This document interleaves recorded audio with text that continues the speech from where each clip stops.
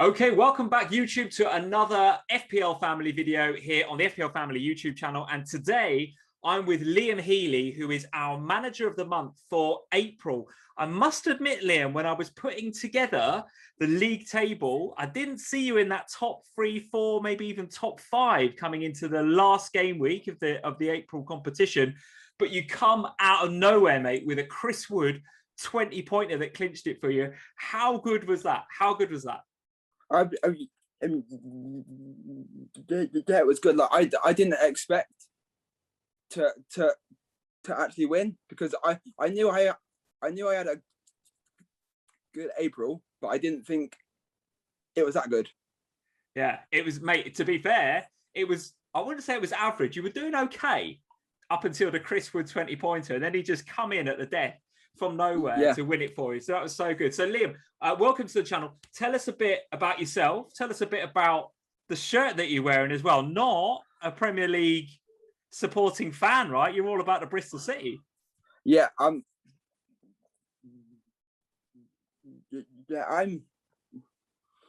Liam. I'm from Bristol, and I support Bristol City, and they're not doing very well at the minute. Well, this season.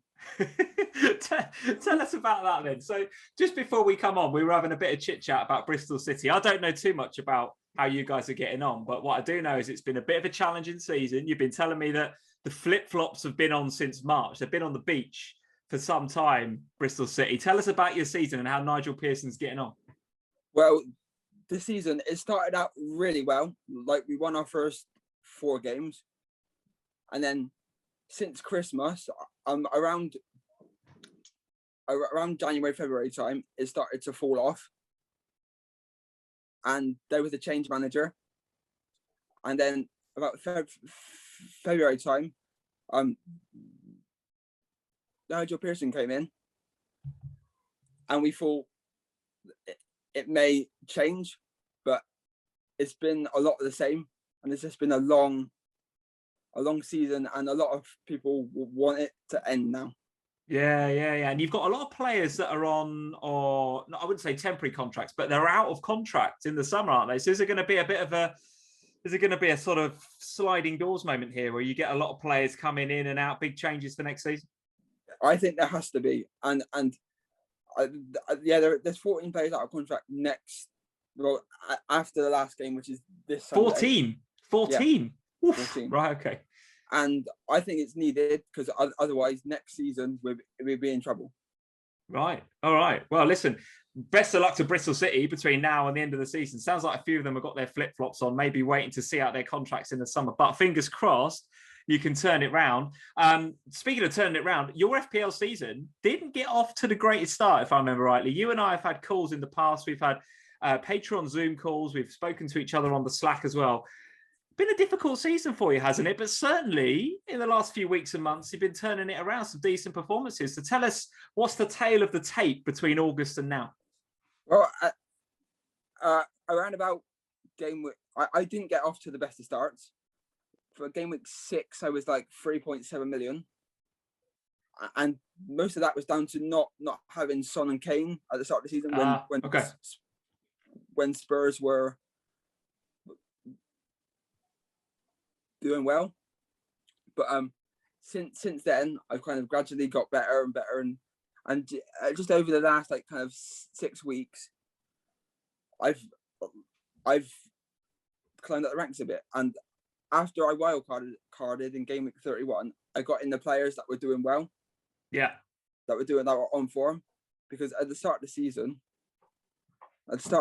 it was I overthought it quite a lot. So do you think that's a sort of characteristic of your game a bit? I did that a couple of seasons ago when Sam and I first started FPL Family. I feel like we had loads of information. I feel like I was on Twitter all the time. Obviously, we were doing these videos, the YouTube thing. I was reading all the comments, taking input from everybody. Do you think that an FPL manager can have too much information? What's the right balance in your mind? Yeah, I think too much information is not good. I think there needs to be a balance. There needs to be a little bit of information, but I think most of it has to be like your own opinion. because at the start of the season, I didn't have Son or Kane because I had Kevin De Bruyne, and I kept persisting with him. But since then, I've kind of got in the players that are in form, and I've not kind of overthought it too much. Not overthinking it. I actually think that genuinely, there's a lot of FPL managers out there this season that maybe did overthink it to start with, but as the season's gone on, I wouldn't say have played more casually. I wouldn't use that word, but have thought about it a bit less. Taken a bit more time to watch the football rather than kind of poring over stats. But you're right, there's a balance there to be had if you're going to make a success in FPL. Tell us about your season then. So didn't start off too great, but has improved. Is there any standout moments for you? Is there any players of the season that you'd want to highlight? Well, I think, to be fair, apart from the Chris Wood one last week, not many. That was a good one. That was a good one. Not many, to be honest. It's been an up and down kind of a season, but what has helped is about, I think it was the double in 26 when Kane. I finally bought in Kane, which was the first time I've ever owned Kane. Right, ever. So, like, when I bought in Kane, I felt like I had a player that everyone else had, because in the previous game weeks every time he would score, I would fall in rank. So I thought like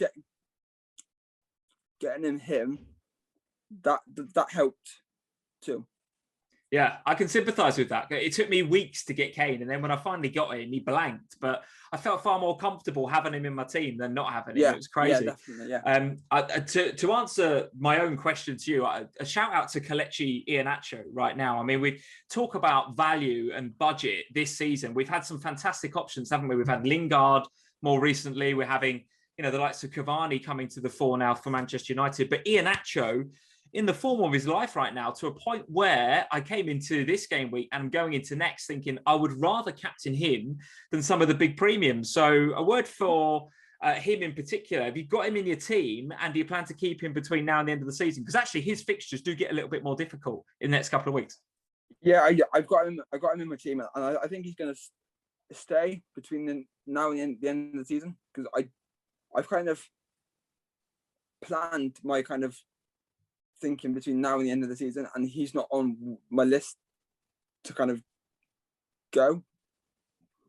Okay, tell us about your planning between now and the end of the season. So you put a bit of thought into that, which is good. And obviously, with some of the fixture rearrangements or rescheduling of fixtures a couple of days back from the Premier League, we've now got a double in game week 35, which we knew. We've got obviously blanks in 36. We're waiting to see maybe whether there's going to be any further reshuffling. And then 37 and 38, the game weeks that I'm in particular looking forward to, because there's going to be fans in the stands for some of those games, which I cannot wait for. 37 and 38 right now look as if they are fairly standard game weeks. So it's the next two that FPL managers are going to find difficult to navigate. So talk us through your thought process. What's your plan between now and the end of the season?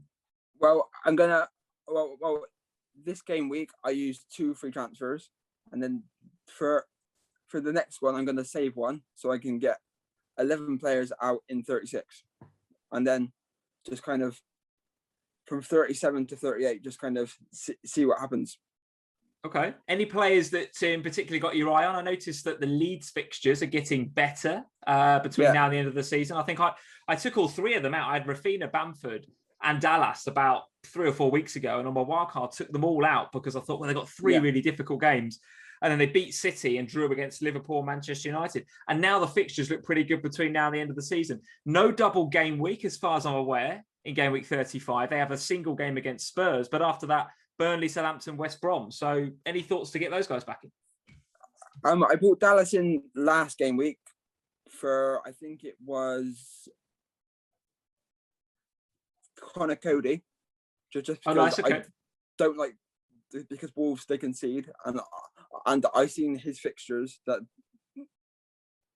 Dallas's fixtures between now and the end of the season were quite good, and he's quite attacking. Yeah, totally agree. And the Wolves clean sheet, we are recording this video in between the Wolves game on Bank Holiday Monday And what's just popped up, Burnley versus West Ham just kicked off. Antonio fit, by the way, for that game, and Cresswell. Yeah. That's come out of nowhere, right? Maybe Cresswell back, but Antonio fit for this game. Where's that come from? I know, it's crazy, isn't it? I thought he would be out for the rest of the season. Yeah, me too. I was surprised to see him back. But anyway, he and Jesse Lingard still 0-0 in that game, by the way, just kicked off. So I'll let you know if there's anything that goes on during that game. But I agree with you on the Wolves defence. I think Sam brought Connor Cody in as well on her wild card a couple of weeks ago. And I think there's a bit of instant regret there. They are on the beach, Wolves, aren't they? Are they a team that we should be looking to avoid for the remainder of the season? Yeah, because I brought in Cody on my wild card in 31. Yeah, 31. And I think he's only kept like one clean sheet. So in actual hindsight, it was probably not the best move. Yeah, I think you might be right. And two of the teams, or there's 2 or 3, maybe even 4 teams that I'm targeting between now and the end of the season, certainly for my transfers for this game week, of which I have 2. And they are Southampton, Everton, Crystal Palace, and there's a 4th team as well that doesn't blank in game week 36. Southampton, Everton. Is it Aston Villa? It's Aston Villa. You're quite right, Aston Villa. So talk to me about those 4 teams. Are there any players from any of those 4 teams that you're particularly looking at? Because they have a double game week in 35, each of those 4. But crucially, then come out into game week 36 with a fixture. They don't blank, whereas a lot of the other teams that we're invested in do. So who's on your radar out of those 4 teams? Is anybody? Well, my other transfer this week, I brought in Mason Holgate. Okay, cool. For Rudiger, because obviously he was injured, and I don't know how long his injury is going to be for, and he hasn't got a game in 36. So I thought let's just do that one now. And I'm also looking at Gylfi Sigurdsson. Okay, good shot. Just a punt, but I'm not 100% on that one yet because I don't know if he's going to play the 2 games or not. Okay, here's a punt for you. I'm going to put a name out there. Feel free to shoot me down. But Sam and I were having a conversation about this guy last night. And Sam particularly likes him. I think she's going to bring him in this game week because every time there's a transfer window open, Sam always talks about certain players upping their game, looking for the big move in the summer. I think she's bringing in Wilfried Zaha this week. And I have to say, I quite like it. The double game week for Crystal Palace is Sheffield United, who proved themselves to be really inept against Spurs, really, really open. And then they play Southampton, and then they come out into 36 against Aston Villa at home. So Wilfried Zaha, yes, no, good, bad, ugly, what are we saying? No, yeah, like he was one that I was looking at, but then I'm kind of priced out of it. Okay. But he was one that I was looking at, but I've made transfers and I haven't got a lot in the bank. But no, he's a good shout. He's definitely a good shout for the double. What a strange season we're having. I mean, if you told me that come the end of the season, you'd be bringing in Zaha for a double game week, you'd have Kelechi and Nacho in your team, and all the my team right now. If you'd have said to me game week 1, what do you think your team's going to look like? I would love to compare my game week 1 team. In fact, I'm going to do that after this video and see where I was at versus where I am right now. It's probably night and day, bar maybe Salah and Kane, I'd suggest. It's been a crazy, crazy season. Yeah. Thoughts then on, I always ask our managers of the month, I always ask your thoughts on who's going to finish in the top 4 and who's going to finish in the bottom 3. And obviously that question gets easier the longer we go through the season. The bottom 3 is looking pretty nailed on, isn't it? I'll ask you about the top 4 in just a second. But that bottom 3, do you think the 3 that are at the bottom are more or less dead and buried now? Of course, Sheffield United are. What about the other 2? Yeah, I think the other 2 are gone because if you look at Newcastle, they've started to uptick in form, and I don't see Fulham or West Brom getting enough points to not get relegated. Yeah, time of recording, I think Fulham are 9 points behind Newcastle. Have they got a game in hand? No, they haven't. And the same games with 9 points. So it's going to take a bit of a miracle, I think, for Scotty Parker to keep that team up. And then West Brom, I think, are further back. Don't know whether the point they got at Wolves helps them at all. Probably not. I think they needed to get the win there. So the bottom 3 looks pretty locked in, but all to play for in the top 4. I guess champions is champions, right? I don't think any of us are expecting Manchester City to blow it from here. And I don't think too many of us are expecting United not to get second place. But what about 3rd and 4th? Do you see any surprises or upsets there? I think it would be Leicester and Chelsea. I think. I think you could be right. I think you could be right. And certainly obviously, I'm hoping that the Reds can pull out a bit of a miracle between now and the end of the season. But I think Leicester deserve it. Leicester have been pretty consistent throughout the season. And they've had their fair share of injuries as well, right? Vardy's been in and out of the team. Maddison and Barnes, obviously more recently injured. And then you've had, obviously, James Justin started off the season like a house on fire and then has been injured towards the end of the season. So I wouldn't begrudge the Foxes. A bit of time in the limelight and a Champions League spot. Talk to me about Chelsea, though, and Arsenal, and maybe Manchester United, because all of these teams have got European football. There's still something to play for out on the continent. So how do you think that affects our thinking from an FPL perspective? Should we be avoiding the players that play for those teams because the rotation is going to be rife, right?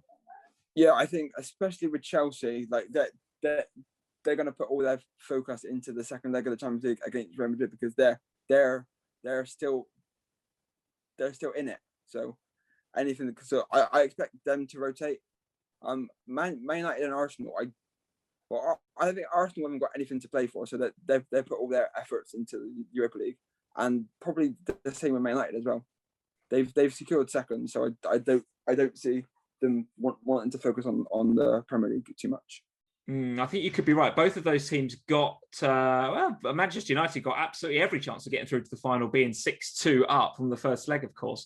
I think Arsenal got the away goal, didn't they, in Villarreal? So they've got a chance as well. So it would feel to me like both of those clubs will be focusing on the European football. So I'd agree with you. I think I would be avoiding players from those sides. And to that end, we'll finish on a man that's kind of splitting the FPL community right now, Bruno Fernandes. A lot of FPL managers finding it very difficult to sell the United talisman, despite what we've said about the fixtures, despite what we've said about possible rotation, despite the fact that he's got no form whatsoever right now, but may have, or looks like he very much will have, a double game week in game week 35.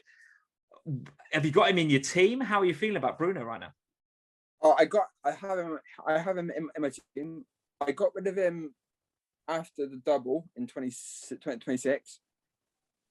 I wasn't sure if I was gonna cut him or not, and then I sold him, and he scored against Man City. Typical. After 2 minutes, right? 2 or 3 minutes. I just knew that was gonna happen. And I got him back in on wildcard because I just feel like, yes, he's not been in the best of form, but all we need is a penalty. Yeah, and any given game week, he can produce, can't he? He can produce. And if he does, obviously it's going to hurt your rank. Son has hurt me this game week, no doubt about it, because I sold him a couple of weeks ago on my wildcard for Salah. And the week preceding that, Son didn't have a game, so it kind of makes sense. And Salah got the goal, so I was happy with that. But I did know that I was taking a bit of a risk by not getting Son back in for this game against Sheffield United. I wasn't expecting the Kane blank. I tell you, I captained Kane this game week, and I was not expecting Kane to blank in a 4-0 win, which is quite incredible that he did that. Yeah, I didn't expect that. I seen Bale score a hat-trick. I was like, and like Spurs score 4 goals and Kane does nothing. It's crazy. It's crazy.